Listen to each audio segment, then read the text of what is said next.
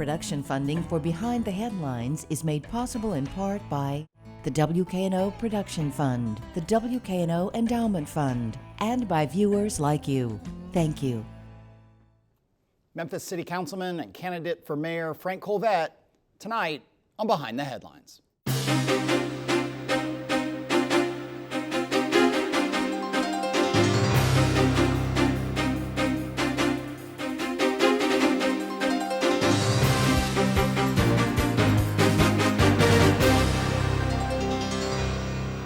Barnes of the Daily Memphian. Thanks for joining us. We are joined tonight by Memphis City Councilman, candidate for Mayor Frank Colvett. Thanks for being here. Thank you for having me. Absolutely. Along with Bill Dries, reporter with the Daily Memphian. Before we get to questions with Frank, I'll say that we've invited all the leading candidates, or we are in the process of inviting, I should say, all the leading candidates for one-on-one interviews on Behind the Headlines. So far, J.W. Gibson, Karen Camper, and Michelle McKissick have confirmed. We're also reaching out to Floyd Bonner, Willie Harrington, Van Turner, and Paul Young. Those are also the people who will be invited to a debate that we're doing in August on WKNO with the Daily Memphian, with all the candidates who want to appear. More information and a specific date on that coming soon. Also, those are the same candidates that we had. The Daily Memphian hosted a forum back a month, 6 weeks ago that's available on the Daily Memphian site. You can go to YouTube and search for Daily Memphian. Focused just on crime. We had Frank and 4 other of the candidates on. To the question of what is a leading candidate, the criteria we've looked at is the limited polling that's been available, as well as financial viability, the fundraising, both not just the dollar amount, but the number of people, and also previous election success. So those are the criteria. More to come. And last thing, I'll also note that the election is really just right around the corner, although Election Day is October 5. Early voting begins September 15th. Okay, so Frank, thank you very much for being here. You've been on City Council for 7 years. We'll talk about your successes. We'll talk about some things you've pushed. We'll talk about your platform for mayor. But when you look back at those 7 years and you're termed out, what are things you look at and you say, I wish I could have done that differently. I could have done that better. I think in terms of development, I think we've done really well with development, but I think we can do even better in Memphis. We see a lot of projects come forward, and a lot of fellow council members call me the negotiator because I like to work with the development, but also the neighbors to come together with a good project. And I only really learned how to do that in the second term. So I think going forward, what we need to do is accelerate the opportunities for development, accelerate the ideas that you don't just have to develop the Poplar Corridor, that you can use Memphis 3.0, that there's so many great areas in Memphis that we can build buildings and create jobs that people don't have to drive or take public transportation, they can walk to. So I think we can do better there. But the second thing, and this is my other chairmanship on housing and community development, we have not taken advantage, as I have learned in the last year, we have not taken advantage of all the opportunities, I think, that through Fed and state funding to create what I call generational wealth, home ownership in Memphis, Tennessee. We only built like 40 single-family detached homes last year for lower income. We can do better than that. We have to do better than that. You create generational wealth, you will create community pride, and you will create homeowners that have an asset that can pass down to their families or sell it at the appropriate time to get more property. One more question, and then we'll get Bill in here. Over your 7 years has been the same 7-year period that Mayor Strickland has been in, also yes, term limited out. When you look at your role on the council, when you've worked with the mayor, what have you learned about, and this is partly a reflection on you as a city council looking at Jim Strickland's tenure, what have you learned that you would want to do similarly and do differently than Jim Strickland? I think the opportunity that we've set in place on the development side and on the home ownership side needs to be accelerated. Where the mayor, in the interest of full disclosure, Jim and I are good friends, but where we disagree on, I think, is the direction of our police department. I've said it before that I think we need a new police chief. I think we need one that specializes in community policing. But as I've also stated before, we need to pay our police what they're worth. And by that, I simply mean it's kind of like basketball. you pay your number one draft picks what number one draft picks are worth, not fourth round draft pick money. So I think that going forward, we need a new police chief, but I think we could also do really well with a police force that is compensated appropriately. Let me bring in Bill.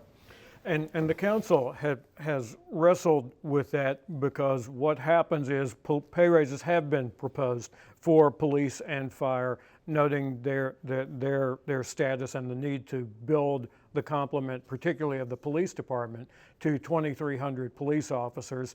We're now at just under 2,000, maybe over 2,000. 1952. 1952. There we are.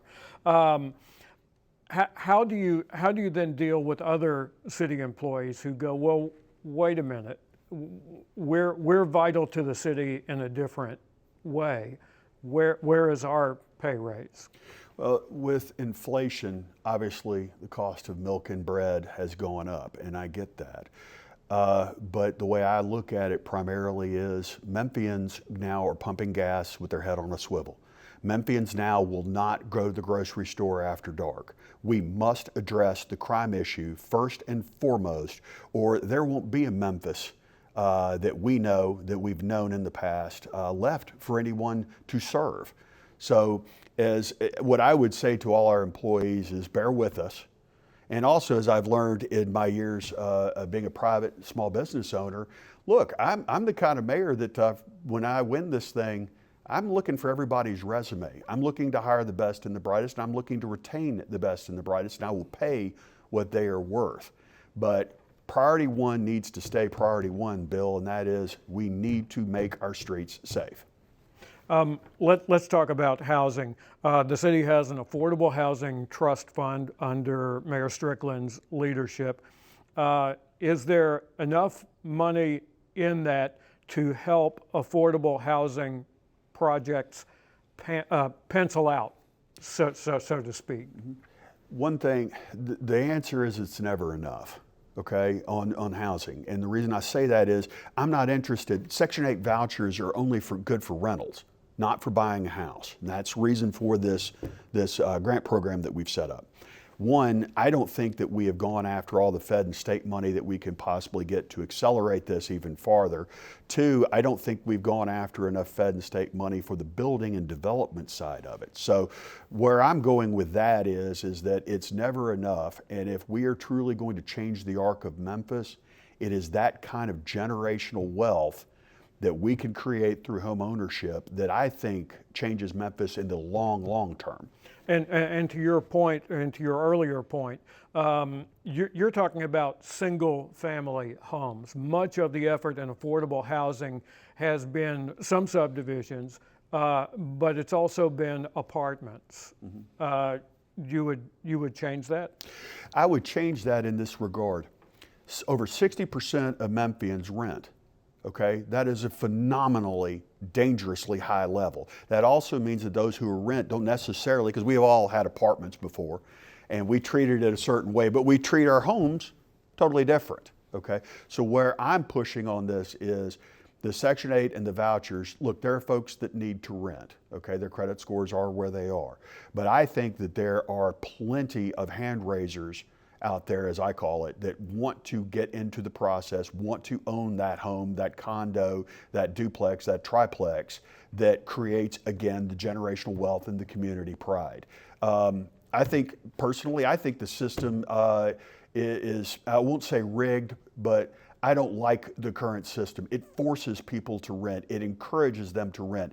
And when you rent, you get nothing when you leave. You own a house in 10 years, you can more than likely sell it for more than you pay for it, more than what you have in it. So I want to see the entire system rethought.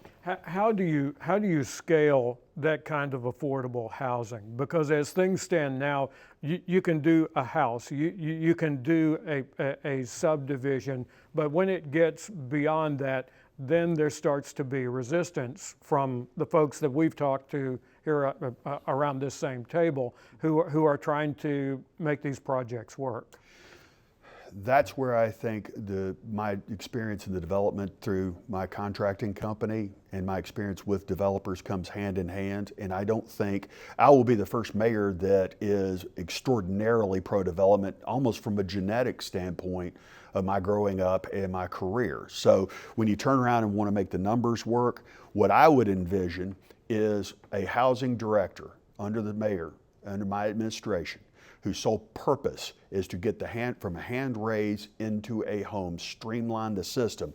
But equally important, I don't think that we've taken advantage of these federal and state programs with our grant writing to truly go after it. Now, Director Cash is a good friend of mine, but I want it accelerated. Current head of Housing and Community Development. Yes, sir. And we have too much opportunity, Bill. We have too many people renting that I think when we offer the opportunity to raise your hand and move forward, and we're not taking advantage of enough programs and moving this thing forward. Again, this is not we're doing this tomorrow. We're starting it day one. But this is the sort of kind of long term that will outlast all of us and change Memphis. Let's stay with the development of a different kind, economic development. The city and county, but focus on the city, obviously has used pilot and other sorts of pilot incentives and other sorts of tax incentives, excuse me, to generate all kinds of apartment projects, downtown redevelopment, redevelopment in other parts of the city, bringing in businesses. You talked about being the most pro-development. Does that extend to economic development? And would you change at all the use of pilots, TIFs, and any of these incentives? The governor of the great state of Mississippi comes to Memphis to recruit businesses to Mississippi, okay? We have an incredible asset in our 300 plus square miles, but we only have so many options and opportunities to incentivize businesses to work here, because businesses will relocate to Memphis if we're a safe city, if we're a clean city, but they have to answer to their stockholders, so they have to show that it is economically the best option to come to Memphis, Tennessee. So my economic development plan would, again, accelerate all of that. My objective is that when someone raises their hand to come to Memphis, right now from application to turning dirt takes 12 months to just get through the government process, okay? I want to cut that to 6 months. If you have an idea and you want to build a business in Memphis, Tennessee, then my objective is to get you through engineering, get you through Division of Planning and Zoning, and to get you through the government process so that you can turn dirt and get your project built in immediate, if not record time, especially compared to our neighboring peer cities. We're staying with some of these tax incentives. I mean, right now we could name projects that have gotten incentives through the various entities. We could name the alphabet soup of entities that do this, and those projects have not broken ground. They sit there. The properties are vacant. They've been vacant for, in some cases, over a decade in certain ones downtown, that get pilots, then they get the pilots extended, or they get other incentives extended. How would you tackle that challenge of vacant buildings that have incentives on them, but that are in limbo? We're going to go find someone who will develop them. Simple as that. Look, guys. Are you opposed to then extending, I mean, the constant extension or the repeated extension of these? It would always depend, Eric, on the specific application, the specific property. But, you know, there are developers right now sitting on properties near major developments. I think they're just sitting on there to where then they can sell it and make money and not having done anything. Again, having my background in small business in development side, I can tell you that this mayor wants development. And if you're just buying property just to sit on it and say, okay, we've got all this and I'm going to sit on it for a few years, and then when the property's worth more, I'm going to sell it without developing it, not going to happen. We must have that development. And look, guys, we talk about the Poplar Corridor all the time, okay? We talk about downtown. Look, let's go back to the most important part. There were over 20 cars broken into downtown last weekend alone, okay? You have got to get the crime under control. It won't matter what incentives, because they're going to see our crime numbers and not want to develop in Memphis, Tennessee. You must go after the crime question first. 12 minutes left. Go to Bill. But how do you force someone who is a speculator, who has bought a property for that specific purpose, to turn it, to flip it? How can the city force them to do something other than that to build on their land? Well, I think you incentivize them to the best of your ability. And I think that there are reasonable time limits and reasonable extensions, because getting financing 2 years ago versus 1 year ago versus now, three radically different proposals, as we saw with the One Beale development. We want you to succeed, but at the end of the day, there is a time limit on all of it, and there's a time limit on our patience. Okay, we've got too many good things and too many good properties here that I can't have you tying us up. But I also, let's point this out on Memphis 3.0. You don't have to just think about Poplar and East Memphis. There are all kinds of areas that you can develop that the city will incentivize. Mm-hmm. Your colleague, the council chairman, Martavius Jones, has come up with a proposal that he's floated several times, and that is, if you get a pilot, a payment in lieu of taxes, from EDGE, from CCRFC, Center City Revenue Finance Corp, wherever you get it from, that the city should require that the entities receiving those incentives must pay a living wage to workers. Otherwise, there is no incentive, or there is some kind of sliding scale where the higher that wage is, the more the incentive is, the lower it is, the lower the incentive. What do you think about that? Well, you always have to look at each proposal on a case-by-case basis. No two developments are ever the same. So you always look at it on a case-by-case basis. Martavius wants to conveniently forget that, look, there are certain jobs that do not pay living wages, but they will employ 1,000 people. And in a perfect world, I want every job coming to Memphis, Tennessee to pay $25 an hour. In a perfect world, I only want every job within walking distance of their entire labor force. But the reality is that you're going to get a mixed bag, for lack of better words, in certain areas of town because of their approximate location to rail, air, or water, and they pay a certain wage. And until we get our education under control, which is not in the city of Memphis's purview, until we get a better educational system and a better school system, for lack of better words, we've got to work the entire gambit. So I think you look at it on a case-by-case basis. I think that timeframes and reasonable delays are potentially acceptable, depending. And as far as I'm concerned, look, if you're coming in paying $50 an hour, I will roll out the red carpet for you. I will do everything we can to get you to Memphis, Tennessee. Since you brought up education, should the city return to funding Memphis Shelby County schools on an ongoing basis that would trigger the state requirement to keep that funding at that level, also referred to as maintenance of effort? I would look at it where I helped and was proud to champion the K through 3 reading initiative, and obviously we need to expand that even further. I look at it as throwing money at a problem bill is not the solution.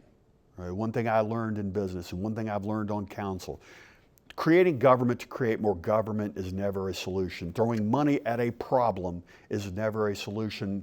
If you have measurables and you can show me specifically how this will improve our kids' education, I'm more than happy to listen. But if they just want to basically do a tax grab and just throw more money at it and hope for the best, you had a council, a school board member resign just the other day, and that sort of kind of dysfunction, I hit the pause button until you can show me something I can measure and something that I can get comfortable that the taxpayers' money is just not being thrown away. I'm going to come back around to crime, and there's a thematic similarity to what you just described with the school system, in the sense that the Memphis mayor controls the police department, obviously a very important part of the crime fighting, but and funds and works with other sort of community organizations that try to deal with crime. But so much of what the criminal justice system is totally separate from the mayor. The Shelby County District Attorney, Steve Mulroy, who'll be on the show next week. You've got the U.S. Attorney's Office, you've got the court systems, you've got the state legislature and the laws that they pass, you've got the county, you've got the sheriff. You can go on and on. What can you do as mayor to influence those disparate and really completely independent parts of the whole system? All right.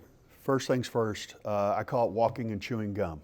Okay, First things first is we're going to get the number of police officers that we need for community policing. We're going to pay them what they're worth. The second thing that I think is equally important is groups like, or are groups like the Boys and Girls Clubs and youth villages. Our goal must always be those kids to either hopefully get with them, providing positive role models before they make a knuckleheaded decision. But as in the case of youth villages, if they do make a knuckleheaded decision, we have something other than just a jail cell. But let's be very clear, the 16-year-old on their 11th carjacking conviction that has not spent one night in jail, okay, no, they're going to get some jail time. But just to interrupt, the mayor doesn't control that. This is what I intend to do. I intend to basically beef up our police force. And if our DA or our judges who do not do their job, I want to work with them. But if they're not going to charge, or they're going to refuse to charge, or they're going to drop the bail amounts, or they're not going to hold court and have their trials on time, I intend to call them out. I intend to make it very, very public. I think all Memphians probably know who their mayor is. And I think all Memphians have a real good idea who their police chief is. But we had an election back in August and elected a whole bunch of judges that I doubt any Memphian could really pick in a lineup.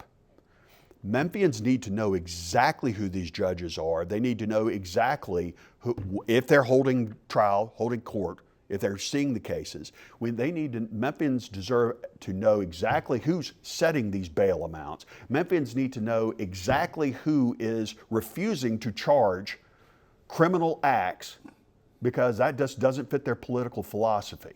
Now again, Eric, I want to work with everybody. That's my goal. I will do my job.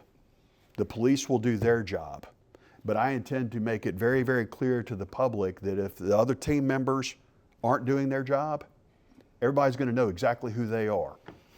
Mayor Strickland has said this a number of times, that he believes the local criminal justice system is a revolving door. Do you agree or disagree with him? I agree that it is a revolving door, but I think once we go public, and once these websites go public on cases in the court system, I think all of a sudden we're going to start seeing that charges are dropped, charges are reduced, bail is dropped, bail is completely reduced. You have a revolving door via the system. I would be very willing to go to the legislature for truth in sentencing. Look, we're not interested in ruining some kid's life, okay, for jaywalking, okay, a speeding ticket, all right, a knuckleheaded teenager move. But we are losing the optics war that kids are going on Instagram doing donuts and holding out their automatic rifles.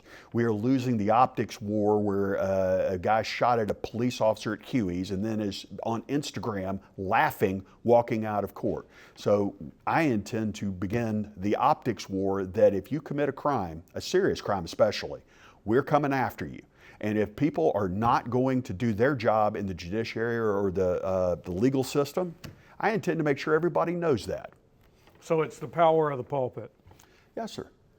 Look, the mayor has a lot of sway, I think, and the ability to have Bill Dries come cover a press conference, okay? We have got to send a very clear signal that we're not here to ruin your life, but don't break the law. It's just that simple.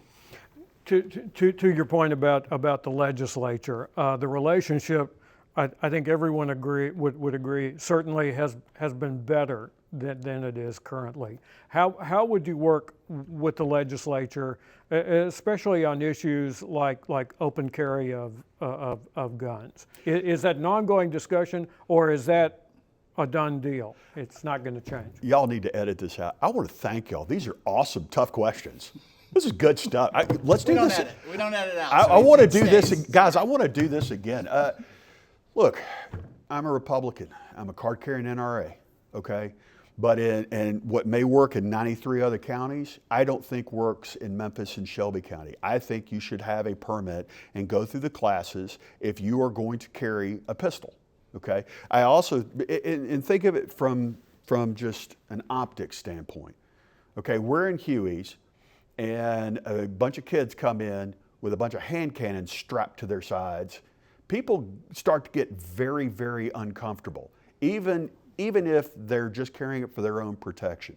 So while I don't think the NRA is going to be super happy with me, I think what works best in Memphis, Tennessee is permit to carry, that you went through the classes, that you understand the rules, the laws, and you understand the safety and the responsibility of if you choose to carry a handgun. And is that down to young people who are 18? If they've gone through the class, the classes and the training, it's okay for them to be carrying a gun? Look, I'm old school. I think it ought to be 21. I was 21 before I could purchase my first pistol. And one of the other things about this, my administration, I learned from the police that they don't even know how many illegal firearms committed crimes, because people are not writing down their serial numbers and storing them in a safe place so that if the pistol is stolen, that they can report the serial number. So going forward, I think it's something we have to work on, but in my opinion, I would prefer 21 and older. Okay. Thank you for being here. Frank Colvett, Memphis City Councilman, candidate for mayor.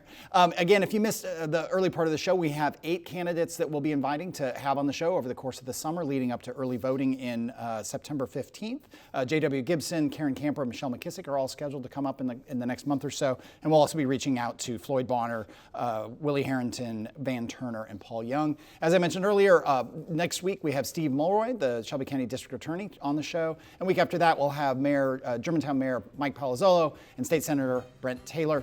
Thanks very much. If you missed any of the show today, you can get the full show online at WKNO.org or as a podcast, wherever you get your podcasts. Thanks very much. We'll see you next week.